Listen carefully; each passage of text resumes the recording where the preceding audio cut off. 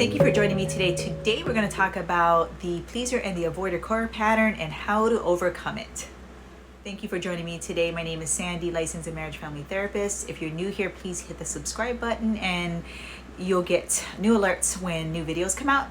And if you think this content is relevant to anyone you know, just please consider sharing. Hi, thank you for joining me today. Today we're going to talk about the pleaser and the avoider core pattern and how to overcome it.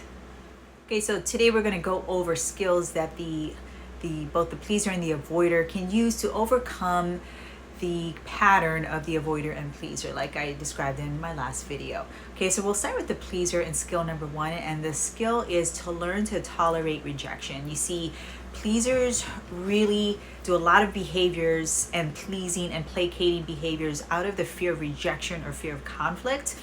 And instead of trying to dance around this impossible feat, instead really tolerate rejection and understand that rejection is a normal part of life. And yes, conflict is a normal part of life. And pleasers, please stop believing the lie that you can make everyone happy. You can't make everyone happy. And rejection is a normal part of life. And really try to prevent behaviors that try to fix the moods or the feelings of other people, and instead just allow them to have the feelings that they have. The second skill for the pleaser is to own your triggers. When your spouse is angry with you, please let them know directly that their anger is triggering you and you need a few minutes to gather yourself.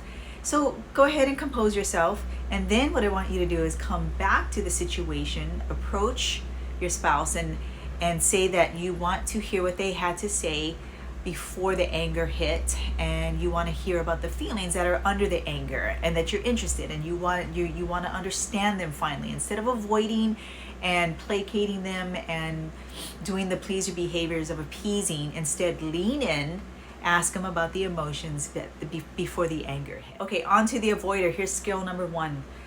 Learn to ask. Ask for comfort when you're feeling emotions.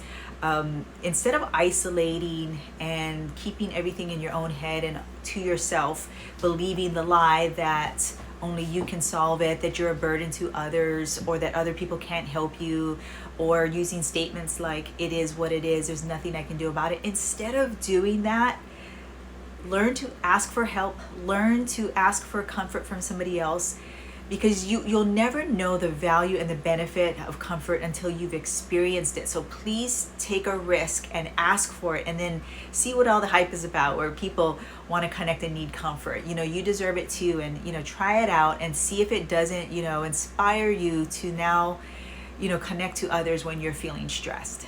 Okay, skill number two for the avoider.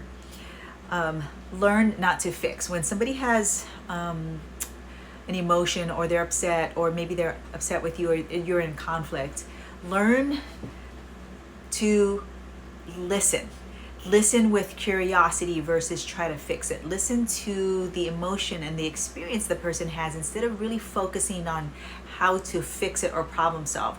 The mechanism behind the fixing is it's an over-reliance on the logical brain to solve a problem.